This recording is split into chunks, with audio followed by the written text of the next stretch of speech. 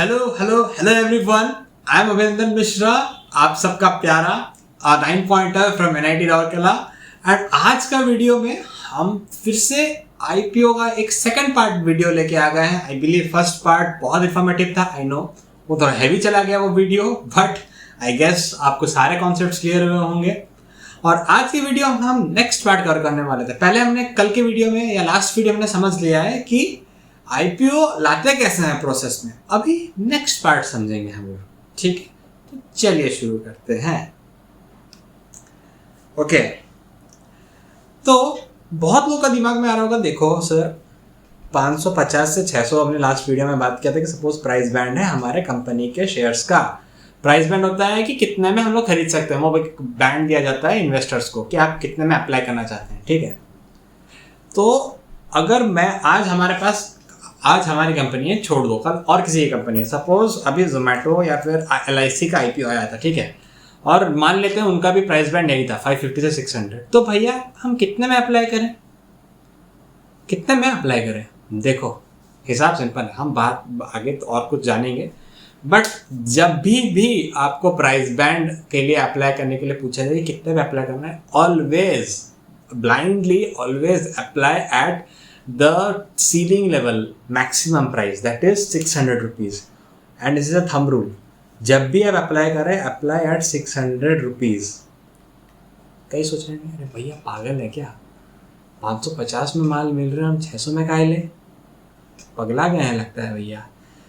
समझाता हूँ, रुको जरा सब्र करो।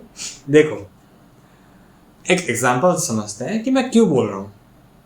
सपोज 550, 560, 585, 600 ये चार प्राइजेस पर लोगों ने लगाया है, and in total number of bids is 100, ठीक है? Number of bids is 100। 6 लोग यहाँ लगाए, 5 ने यहाँ लगाए, 81 लोगों ने यहाँ लगाए, 8 बंदों ने यहाँ लगाया। तो इस हिसाब से देखा जाए तो हमें कितना में लगाना चाहिए, मतलब प्राइस यहाँ पे ना कितने में लगाना चाहिए नहीं है, यहाँ पे हम लोग डिटरमाइन कर रहे हैं कि कितने में आईपीओ का प्राइस फिक्स होगा, हम ये देख रहे हैं यहाँ पे, ठीक है? तो यहाँ पे हम कितने में प्राइस फिक्स होगा, अप्लाई कितने में करेंगे, अभी मैं बोल रहा हूँ 600 में ही करेंगे। अभी क्यों करेंगे मैं वही समझा रहा हूँ कि प्राइस कैसे फिक्स होता है। इस सेंस में देखा जाए तो याद करो शक्ति मोचन हनुमान जी को, संकट मोचन हमारे, ठीक है? हमें फिल करना है 90% क्राइटेरिया, ये है बस रूल। अगर 90% फिल हो गया बढ़िया है। 8 शेयर्स हो रहा है क्या 90%? नहीं, 8 + 81 हो गए आपके 89 शेयर्स। 89 शेयर्स 90% हुआ क्या? नहीं हुआ 90%। तो 5 यहाँ आ गया, ऑल्दो 89% हुआ बट 90% क्राइटेरिया फिल नहीं हुआ। सो the price gets fixed at 560 rupees per share। 560 में प्राइस फिक्स हो गया। तो भैया हमने तो आपने बोला 600 में लगा देंगे, अभी तो 560 में हो गया, 40 रुपये लॉस हो गया। नहीं हुआ loss guys, this is the rule कि आप जितने में भी बिड कर दें, अगर आपको अलॉट होता है और उससे नीचे प्राइस पे भी स्टॉक लिस्ट होता है कंपनी, उससे नीचे प्राइस में इशू होता है shares, then the difference amount, difference कितना है 40 इंटू जितना भी था नंबर ऑफ शेयर्स, उतना अमाउंट आपको रिफंड हो जाएगा आपके अकाउंट में। तो बढ़िया है। हम क्यों कम प्राइस में लगाएं? Always apply eight maximum price, जितने में भी होगा अगर वो हो गया आपके, तो आपका प्राइस हमेशा उस रेंज के अंदर है। Always you are always in the domain safe region, always apply in the maximum. और एक एग्जांपल देखते हैं, 2, 3, 33, 62, ठीक है? यहाँ पे भी वही है। आप लोग सोचेंगे कि अरे भैया यहाँ पे तो मैक्सिमम है, इसे 600 पे ही फिक्स कर देते हैं। नहीं, बट जब आप इन दोनों को ऐड करते हैं तब ये बनता है 95, which is greater than 90% rule. So price gets fixed at 585 rupees. आपके 15 रुपये पर शेयर आपको रिफंड कर दिए जाएंगे। तो थंब रूल क्या हुआ? Always apply shares at there ceiling price, highest price. Ceiling price कौन किसे बोलते हैं? हाईएस्ट प्राइस, ठीक है? तो रूल क्या बोलते हैं? जहाँ पे 60-90% हमने ये देख लिया, ठीक है? बट एक चीज़ ये थोड़ा देखने को बनता है, although it's not that important, still बहुत बार क्या होता है जब हम अर्ली इन्वेस्टर्स हैं, हम ये सब चीज़ें नेग्लेक्ट कर लेते हैं। लिस्टेड हमें हमेशा कोई भी आईपीओ आने से पहले वी शुड चेक कि आईपीओ कौन से एक्सचेंज में हो रहा है लिस्टिंग। क्या ये एनएससी बीएससी पे ही हो रहा है लिस्टिंग, या कोई लोकल एक्सचेंज है, कोलकाता एक्सचेंज या अहमदाबाद एक्सचेंज। हाँ, लोकल एक्सचेंजेस भी होते हैं। अगर आपने सुना होगा हर्षद मेहता स्कैम या फिर पराग पारेख स्कैम, ये सब बहुत कोलकाता एक्सचेंज पे इन लोग का बहुत डोमिनेंस था उस टाइम में। So I am not saying कि स्कैम के साथ कुछ रिलेटेड है। व्हाई एम आई सेइंग कि एनएससी बीएससी पे होना चाहिए, because these are very big, ये नेशनल लेवल के एक्सचेंजेस हैं, तो यहाँ पे लिक्विडिटी बहुत आसान होता है। आगे हम देखेंगे क्यों है। इन जनरल एनएससी बीएससी में ही होता है, but it's better to check. मैंने बोल दिया ये क्यों, क्योंकि लिक्विडिटी इशू आता है। एग्जाम्पल समझाता हूँ, मतलब देखो मेरे को क्या कोई दिक्कत नहीं है, तुम्हारे शेयर अगर नाम बिके तो तुम्हें ही दिक्कत होगा। क्यों होगा? बेचना चाहते हैं हम, स्टॉक बेचना चाहते हैं ताकि पैसा मिले तो मैं अपनी गर्लफ्रेंड को, अपनी बंदी को लेके जाऊं डिनर डेट पे, बट शेयर बिकेंगे ही नहीं, शेयर आपके बिकेंगे नहीं, बायर ही नहीं होगा मार्केट में। क्यों? लिक्विडिटी नहीं है मार्केट में, जो आपको मिल जाएगा आसानी से एनएससी बीएससी में। क्यों? नेशनल एक्सचेंजेस हैं। जबकि आप अगर लोकल एक्सचेंज पे जाएंगे तो आप स्टॉक बेच नहीं पाएंगे, मतलब दिक्कत हो सकता है। The liquidity in local exchanges is much much less than national level exchanges.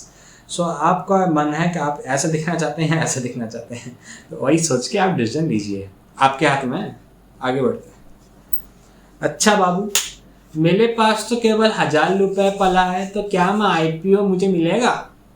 Question है आपके दिमाग में, सोल्यूशन हम बताएंगे। The answer is no no no, नहीं मिलेगा आपको आईपीओ। आईपीओ के कॉन्सेप्ट में एक लॉट साइज है। लॉट साइज का एक बहुत इंपॉर्टेंट कॉन्सेप्ट है। लॉट साइज क्या होता है? Lot size minimum number of shares or any financial instrument which can be bought or sold either one or in multiples. Lot का मतलब यही इजी होता है कि आप कभी लीची लेने गए हो, लीची होता है छोटे छोटे लाल लाल कलर का, ऐसा खोल के खाते हैं। आप देखे होगे कभी भी लीची ऐसा पीस में नहीं बिकता, लीची हमेशा से गुच्छा करके बेचते हैं वो लोग। ऐसे एक गुच्छा करके बांधा होगा, वो एक एक गुच्छे को उठाएंगे और ऐसे देंगे आपको। अंगूर कभी पीस में नहीं मिलता, वो पूरा उठाता है देता है, वही है हिसाब। यहाँ पे लॉट का मतलब है एक पीस आपको नहीं मिलेगा, लेना है तो एक लॉट लेके जाओ, और उस लॉट में नंबर फिक्स होता है, ठीक है, इन जनरल। और हाँ, फॉर शेयर्स, अगर नॉर्मल स्टॉक मार्केट में शेयर्स की बात कर रहे हैं, सेकेंडरी मार्केट में जहाँ पे हम एक इन्वेस्टर से दूसरे इन्वेस्टर से खरीदारी करते हैं, वहाँ पे लॉट साइज है 1। क्या हम एक शेयर चाहने से भी खरीद सकते हैं, but in case of IPO generally units are decided by company. Company बोलेगा कि देखो बॉस, हमारे स्टॉक्स लेने हैं तो एक लॉट में 50 मिलेंगे, 1000 मिलेंगे स्टॉक्स, या फिर 10 मिलेंगे स्टॉक्स। ये कंपनी डिसाइड करेगी कि उनके लॉट में कितना होगा। बट मार्केट का ये एक जनरलाइजेशन है। इन जनरल यही देखने को मिलता है कि लॉट का फाइनल प्राइस 15,000 के नीचे ही होता है। 15,000 ऑलमोस्ट 14,500 से लेके 15,000 के बीच में ही होता है आपका एक लॉट का प्राइसिंग। तो अगर पर शेयर का वैल्यू है 500 रुपीज़, तो आपका लॉट साइज बन जाता है अराउंड 30। डिपेंड करता है कि वो कितना, 27, 30 ऐसा कुछ भी हो सकता है। ठीक है, समझ गई बात? आगे बढ़ते हैं। Types of investor. भला इन्वेस्टर कितने टाइप के, हम तब से बात कर रहे हैं कि एक इन्वेस्टर से दूसरा इन्वेस्टर, दूसरा से तीसरा। What are invest type of investors कितने हैं, कितने टाइप के इन्वेस्टर हैं इस मार्केट में?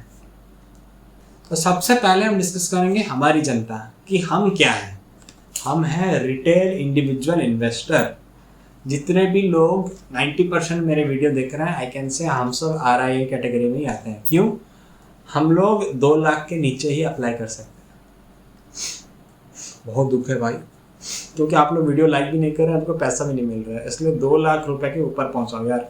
तो RIA इसका क्या होता है बेसिकली, जस्ट जोकिंग, कि 2 लाख के नीचे हम लोग आते हैं। क्यों? हम इन्वेस्ट एट ए टाइम 2 लाख से नीचे करते हैं। HNIs क्या होते हैं? हाई नेटवर्थ इंडिविजुअल, अमीर लोग जो 2 लाख से ज़्यादा अप्लाई करते हैं। एंड अपर केस में कुछ नहीं है, इज व्हाट आई बिलीव। अगर कुछ है तो आप लोग कमेंट सेक्शन में डालिए कि अपर केस में कितना होता है, कि ये 2 लाख से लेके कितने तक ऊपर हम जाएंगे, अप टू व्हाट टिल हम बोलेंगे कि HNI कैटेगरी है। क्या है आप लोग कमेंट सेक्शन में बताना है आपको, ठीक है। DIIs कौन है? Domestic institutional investor. जितने आप म्यूचुअल फंड्स हो गए, जैसे आपका मीरे एसेट्स हो गया, या फिर आपका हो गया वो कैनरा रोबेको, या फिर आपके SBI mutual funds, HDFC mutual funds, axis mutual funds, या फिर आपके जो दूसरे कंपनीज हो गए आपके, जैसे आपके बहुत सारे ऐसे होते हैं, बहुत सारे म्यूचुअल फंड कंपनीज हैं, उस सबको हम बोलते हैं डोमेस्टिक इंस्टीट्यूशनल इन्वेस्टर्स। इंस्टीट्यूट है और डोमेस्टिक है, भारत की है, मेड इन इंडिया वाले। जैसे LIC भी एक बहुत बड़ा है, LIC भी एक बहुत बड़ा डोमेस्टिक इंस्टीट्यूशन इन्वेस्टर है, बहुत बड़ा, और कुछ नहीं है, DII है।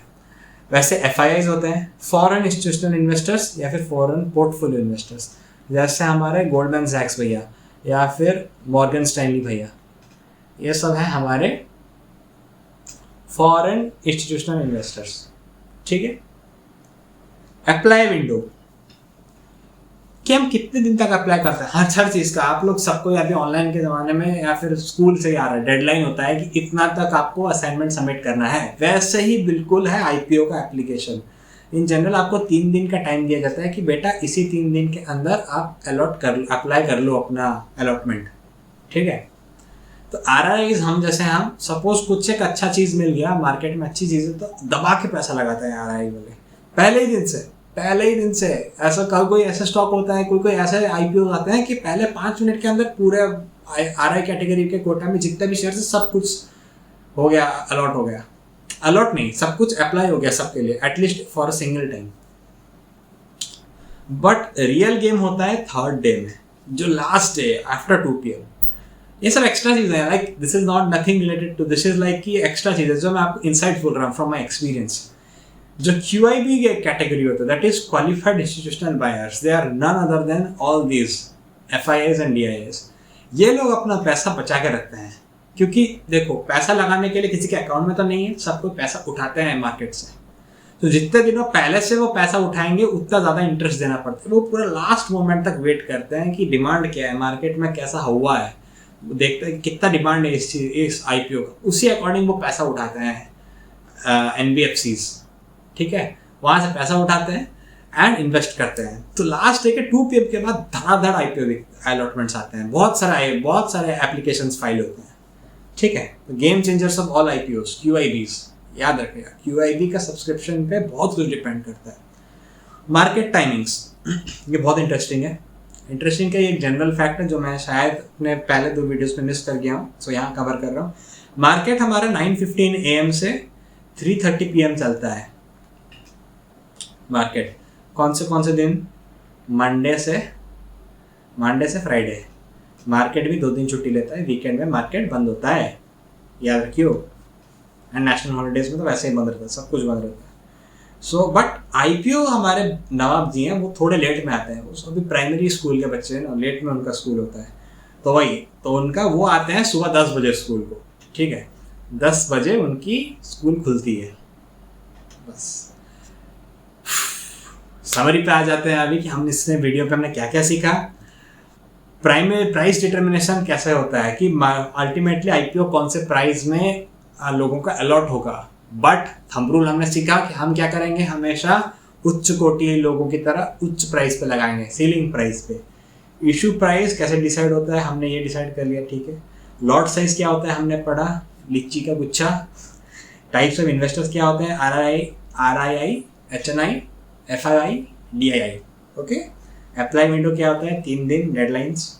एंड मार्केट टाइमिंग क्या होता है, 9:15 से 3:30 एंड हमारे प्राइमरी छोटे बाबू का 10 AM में, ठीक है।